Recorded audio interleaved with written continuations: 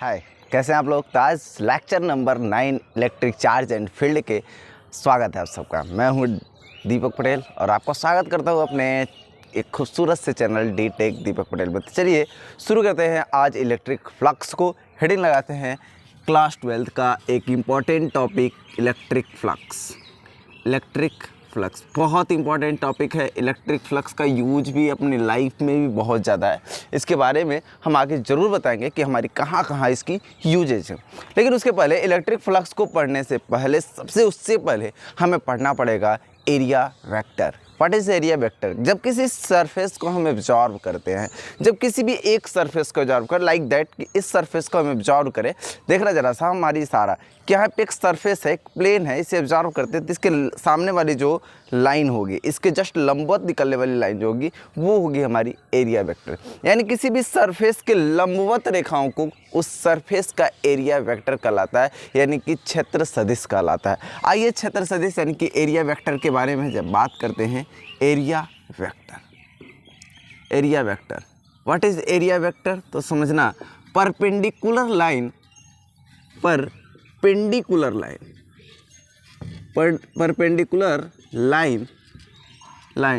To the absorb surface, यानी कि जिस सरफेस की हम बात कर रहे हैं, जिस सरफेस को एब्जॉर्ब कर मार देगी बहुत मार मारेगी और कटेगा तो तेरा भी जान ले। पढ़ा दे चुपचाप, ठीक है।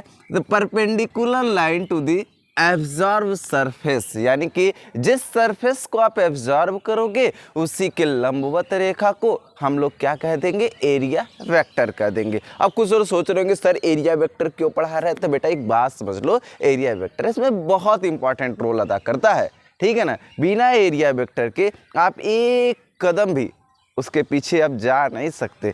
अब उसके पीछे का मतलब ये मत समझ लेना पुष्पा की बात कर रहे हैं। आइए समझते हैं। कह रहा है कि यदि हम किसी एरिया की बात करें लाइक दैट, हम इस एरिया की बात करें, आप समझ पा रहे होंगे कि ये एक प्रकार का एरिया है, कुछ इस प्रकार सा वर्गाकार एरिया है। इसके लंबवत लाइन को हम लोग क्या कहेंगे? एरिया वेक्टर कहेंगे। ए भी ना केवल इधर, पीछे की तरफ भी इसका एरिया वेक्टर होगा, इसके पीछे की तरफ भी एरिया वेक्टर होगा, ये भी एरिया वेक्टर होगा। समझ में आ रहा है? यदि आप यहाँ पे एक लाइन बात करें, ये वाई एक्सिस और ये आपकी एक्स एक्सिस और ये आपका है जेड एक्सिस। यदि हम किसी सरफेस एक्स और जेड वाले में देखें, यदि यहाँ पे कह दे इसकी जो भुजा है ए है और ये भुजा भी ए है, तो आप खुद समझ सकते हो कि इस सरफेस के जो एक्स जेड तल में है उसके लंबवत लाइन कौन होगी? सिंपल सी बात है कि y axis is the area vector. हा कैसी बात कर रहे हैं सर, एकदम बिल्कुल। यदि ये हमारी y है और ये हमारा x है और ये हमारा z है, तो यदि इस तल में कोई एरिया होगा तो ये y एक्सिस वाला उसका एरिया वेक्टर होगा कि नहीं होगा? सिंपल सी बात है कि यहाँ पे जो ये ऊपर की तरफ लाइन जा रही है ये y एक्सिस है, this is the area vector, है ना। ऐसे ही यदि हम सिंपल सी बात है कि यदि x एक्सिस है, ये y एक्सिस है, ये z एक्सिस है, यदि हम तल ले लें किस में? इस वाले में, यानी कि y और z में तल ले लें तो हमारा जो x होगा वो हमारा क्या होगा? एरिया वेक्टर होगा। लिखेंगे कैसे जरा सा देखिएगा। एरिया वेक्टर लिखेंगे कैसे? लिखेंगे a स्क्वायर और y कैप है तो y के साथ क्या लिखेंगे? j कैप लिखेंगे। This is the area vector. और यहाँ पे जो हमारा a स्क्वायर है और ये x स्क्वायर है तो इसको i कैप लिखेंगे। This is the area vector. अब जानते हो x एक्सिस को हमको i कैप, y एक्सिस को j कैप और z एक्सिस को k कैप बोलते हैं। ना केवल इस पे, यदि हम ऐसा कर लें कि ये यानी ये x एक्सिस है, y एक्सिस और ये z एक्सिस, तो हेहू में बनबा करी, ऐसा तो बाना कि ये में ना बनी, इहो मनबा करी, यहाँ पर हो जाए ए, ये हो जाए ए, तो हाई वाला जौन बा जेड वाला ई बनी के कैप, तो हो जाए ए स्क्वायर के कैप। क्लियर? समझ में आइल? भोजपुरी अपना स्थानीय भाषा समझ में आइल लोग तो नोट कर लल जा, स्क्रीनशॉट ले लल जा, फिर चल जाई अगले टॉपिक पे। हो गया फाटल का शॉर्ट बाइस मिटावत नहीं, देखो होली के दिन सब खराब भइल। चलो देख लो। अब अगला जो टॉपिक बा उसमें 3D वाला सरफेस देखल जाए। 3D त्रिविमीय सरफेस, यानी कि 3D बीमीय यानी 3 बीमीय सरफेस भी हो सकता है भैया, जरा समझो। यानी कि ऐसे कहे कि ये हमारा क्या है, एक क्यूब है। क्या है भैया? क्यूब है। आई क्यूब के एक तरफ से मान लेते हैं हाई जो ऊपरा वाला तल है वो तल नंबर 1 है, ये तल नंबर 2 है, आह तल नंबर 3 है। इधरिया जो होगा वह तल नंबर 4 होगा, और उधर जो होगा वह तल नंबर 5 होगा, और जो नीचवा होगा वह तल नंबर 6 होगा। तल नंबर मतलब प्लेन है ना, प्लेन। देखो एक हमारा जो क्यूब होता है, एक surface, 2 surface, 3 surface, 4 surface, 5 surface, 6 surface होता है कि नहीं होता है? 6 सरफेस होता है जी, बिल्कुल होता है, इसमें कोई डाउट नहीं है। तो इसका एरिया वेक्टर किधर होगा बाबू? ऊपर की तरफ होगा। इसका एरिया वेक्टर ऊपर की तरफ, इसका एरिया वेक्टर इधर की तरफ, नीचे वाले का एरिया वेक्टर नीचे होगा, इधर वाले का एरिया वेक्टर इधर होगा, इधर वाले का एरिया वेक्टर इधर होगा, है ना, और उधर वाले का एरिया वेक्टर उधर होगा। यानी कि सभी सरफेस का अपना अपना खुद का एक एरिया वेक्टर होगा। यानी ऊपर वाले का ऊपर, इधर वाले का सरफेस का इधर एरिया वेक्टर, इधर वाले का अंदर की तरफ, इधर वाले का ऊपर बाहर की तरफ, इधर वाले का इधर, और नीचे वाले का नीचे की तरफ। यानी कि एक यदि बक्सा है तो उसके चारों तरफ एक एरिया वेक्टर होगा। बात समझ में आ रही है? अरे आ रही होगी, बिल्कुल आ रही होगी। इतनी बढ़िया से इमेजिंग करके तो समझाओ तो नहीं। अब वो ना समझ में आई तो बाबू कैसे समझ में आई? जरा देखते हाई है गोला, अब कुछ मिला समझत हो? ये गोला मतलब बाबू, गोला मतलब होता है फुटबॉल, ना कि काड़ा चूड़ी कंगन, ना समझियो। का समझना है? फुटबॉल। फुटबॉल समझ में आवता? फुटबॉल है ना, फुटबॉल वॉलीबॉल समझ में आवता। इतना बड़हन गोला गेंदा जैसन ओकर सरफेस जोन होता है ना, प्रत्येक सरफेस के प्रत्येक बिंदु से लंबवत लाइनें ही गुजरती हैं। जरा समझने की कोशिश करो भैया। इस यदि एक फुटबॉल है तो फुटबॉल के ऊपर के तरफ एरिया वेक्टर निकलेगा, इधर के तरफ भी एरिया वेक्टर निकलेगा, इधर के तरफ भी एरिया वेक्टर निकलेगा। अरे समझो जरा सा, एक फुटबॉल जो है इसके सारे सरफेस पर हम लंबवत लाइनें खींच सकते हैं। फुटबॉल के सारे सरफेस पर लंबवत लाइनें खींच सकते हैं। मारी बहुत मारी पिंकिया तो के जान लिए, जितना बदमाशी करते कई देवों से समझ में ना होता तो रे आसान कर दिया है। तो देखो ये जो हमारी सरफेस है, इस सरफेस के चारों तरफ एकदम एक ठो लाइनें निकलेंगी, दैट्स कॉल्ड एरिया वेक्टर। समझ में आ रहा है? उसके लिए एरिया वेक्टर वो हो जाएगा। और भी हम सरफेस ले सकते हैं, अनंत सरफेस ले सकते हैं। आइए कुछ और सरफेस देखते हैं। ऐसे सिलेंड्रिकल आकार का सरफेस लिया जाए, जरा सा सिलेंड्रिकल आकार का मान लेते हैं। यहाँ पर एक है और यहाँ पे सिलेंडर, यहाँ पे ऐसे, ये देखो। अब ये जो नीचे वाला देखो, नीचे वाला जो सरफेस है इसका एरिया वेक्टर किधर होगा? नीचे की तरफ होगा। इसका एरिया वेक्टर बगल से होगा एरिया वेक्टर, और ऊपर वाले का एरिया वेक्टर कैसे होगा? ऊपर की तरफ होगा। ये जो हमारी सिलेंड्रिकल आकार का बम्बू टाइप होता है ना, ये सिलेंड्रिकल है ना, तो इसके लंबवत जो लाइनें हैं वह इसके, कहीं कुछ लोग लंबवत होगा, हाँ लंबवत होगा। लगभग प्रत्येक छोटी छोटी काट के लिए क्या होगी? लंबवत लाइनें होंगी। छोटी छोटी काट के लिए सब के सब लंबवत लाइनें होंगी, छोटी छोटी काट के लिए सारे के सारे लंबवत लाइनें ही होंगी। बात समझ में आ रहा है? तो एरिया वेक्टर मेरे ख्याल से आपको समझ में आ गया होगा। किसी भी सरफेस के लिए एरिया वेक्टर की बात की जाएगी, तुरंत अपने माइंड में इमेजिन करना है कि जो ली गई सरफेस होगा उसके लंबवत लाइनें एरिया वेक्टर कहल जाए। आई बात समझ में? चलिए समझते हैं। अब हम हेडिंग लगाते हैं इलेक्ट्रिक फ्लक्स की। हेडिंग लगाते हैं इलेक्ट्रिक फ्लक्स, उसके ऊपर नोट कर लो।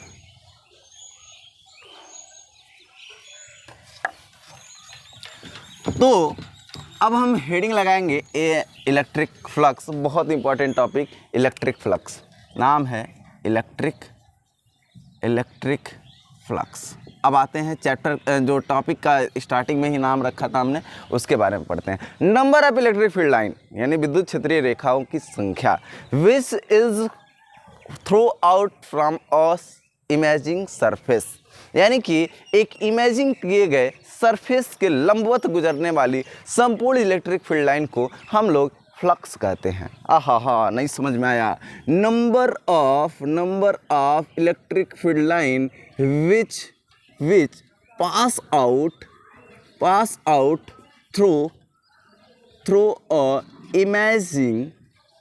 इमेजिन या imaginary surface area.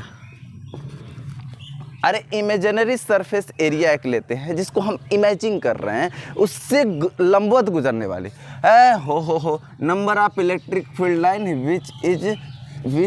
Which pass out through a नहीं परपेंडिकुलर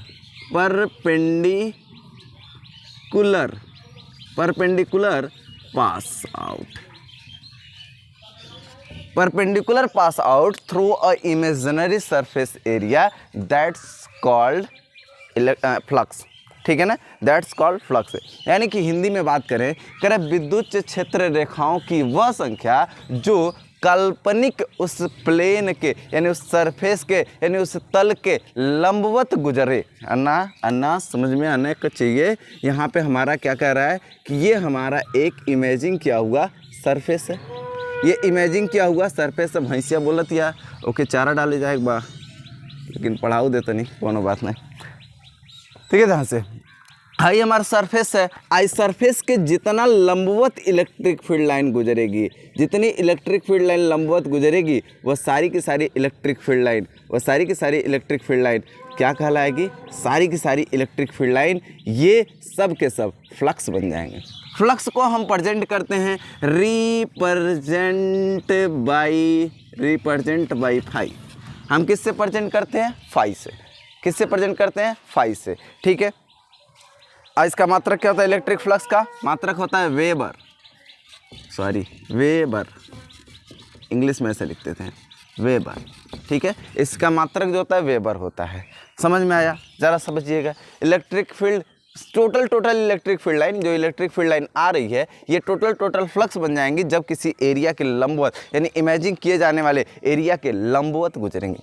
कुछ ऐसे भी हो सकता है, ज़रा समझिएगा कि हमारा सरफेस जो है इमेजिन किया हुआ सरफेस कुछ इस प्रकार के है, तो इससे निकलने वाली टोटल इलेक्ट्रिक फील्ड लाइनें जो यहाँ से आई रही होंगी, किसी इतिहास में यहाँ से चली रही होंगी, ये सारी की सारी बेचारी ऐसे निकले होंगे यहाँ से थ्रू आउट करके बाहर निकल रहे हैं। तो ये सारी की सारी electric field line that's called flux, क्योंकि ये सरफेस के लंबवत गुजर रहा है। बात समझ में आ रहा है? तो कहेंगे सर सरफेस के लंबवत गुजरेगा तो उसे इलेक्ट्रिक फील्ड लाइन कह लेंगे। यदि सरफेस के लंबवत ना गुजरे तो चलिए आइए हाँ समझिए। अब जो फाई की वैल्यू होती है, जो फाई बराबर होता है बेटा, वो होता है ई वेक्टर और एरिया वेक्टर। दोनों का क्या है? वेक्टर है, यानी डॉट मल्टीप्लिकेशन होगा। डॉट मल्टीप्लिकेशन का वेक्टर से हटाते हैं तो यहाँ से फाई हो जाता है, आप जानते हो, ई ए कॉस थीटा। तो जब भी बात आएगी, जब थीटा एंगल पे भी लिया जाएगा तब हमारा क्या होगा? कॉस थीटा, ई ए कॉस थीटा। आइए समझते हैं यदि थीटा एंगल पर आता है तो क्या करेंगे। सिंपल सी बात है कि यदि हम कहीं पे भी ई ए कॉस थीटा, थीटा क्या है यहाँ पे लिख देते हैं, थीटा इज एंगल बिटवीन किसके बीच के? Area vector and E vector.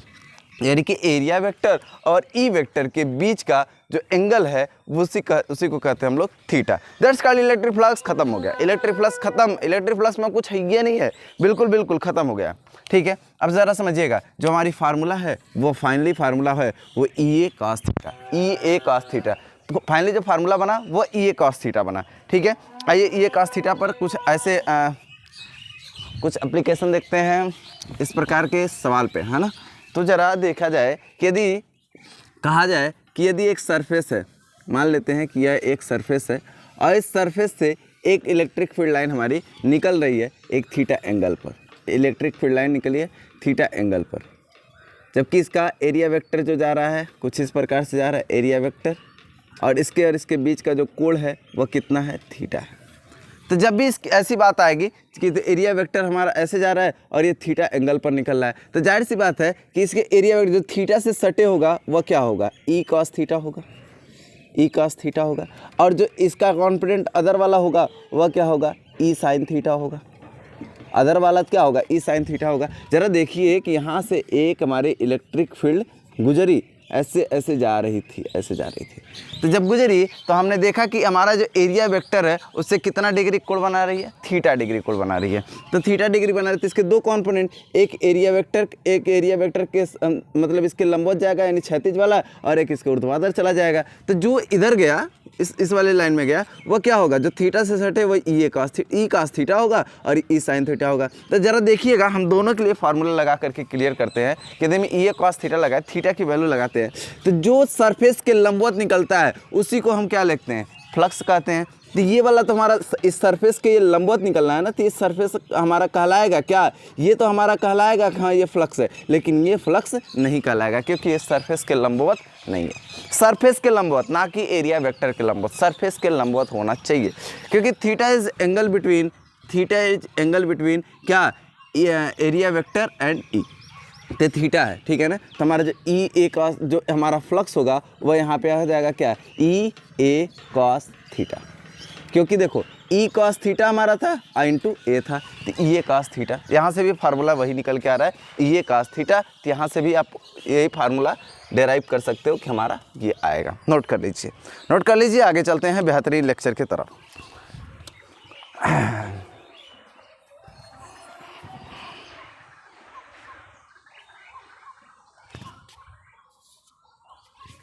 चलिए आइए, नोट हो गया होगा।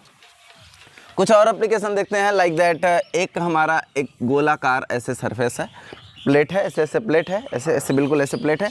यहाँ से एक हमारी इलेक्ट्रिक फील्ड लाइन ऐसे गुजरी, कुछ इस प्रकार से इलेक्ट्रिक फील्ड लाइन है गुजरी, जो इस सरफेस से कितना डिग्री कोण बना रही थी, थीटा डिग्री कोण बना रही थी। सरफेस से कोई डिग्री कोण बना रही होगी, लेकिन एरिया वेक्टर से हम कोण लेंगे, एरिया वेक्टर के साथ ये कोण बना रही थी कितना, थीटा। तो इस वाले ई के दो कंपोनेंट होंगे, एक जो थीटा से अलग होगा वह ई साइन थीटा होगा, और जो एक थीटा के साथ होगा वह ई कॉस थीटा होगा। तो आप सिंपल सी बात जानते हो कि ये हमारा इलेक्ट्रिक फ्लक्स नहीं बनेगा, क्योंकि सरफेस है इसके लंबवत लाइनें ये है, तो इलेक्ट्रिक फ्लक्स ये बनेगा। तो और इसका एरिया मान लेते हैं, इसकी त्रिज्या यदि आर रही हो तो इसका एरिया कितना होगा, ए बराबर पाई आर स्क्वायर होगा। तो सिंपल सी बात है, जो हमारी फ्लक्स होगी वह कितना होगा, एरिया इंटू कॉस थीटा। तो हमारा एरिया की वैल्यू क्या है, पाई आर स्क्वायर, कॉस थीटा की value E cos theta. That's answer 5। ई के बारे में संपूर्ण कहानी हम पिछले लेक्चर में कवर कर चुके हैं। यदि आप उससे नहीं पढ़े हैं तो पहले जा कर के पिछला लेक्चर जरूर पढ़ लीजिए, ताकि हम ई के डायरेक्टली जब इसमें एप्लीकेशन यूज करेंगे तो आपको ये बातें समझ में आनी चाहिए। आगे चलते हैं, आगे की तरफ चलते हैं 3D सरफेस के लिए। तो 2D सरफेस के लिए ये सारी कहानी थी, अब 3D सरफेस के लिए आते हैं। लेकिन हम ये सोच रहे हैं 3D सरफेस आपको हम फिर से कवर करेंगे अगले लेक्चर में। आज का लेक्चर बस यहीं तक, हम नेक्स्ट लेक्चर में कवर करेंगे 3D सरफेस। तब तक के लिए नमस्कार, बाय, गुड नाइट।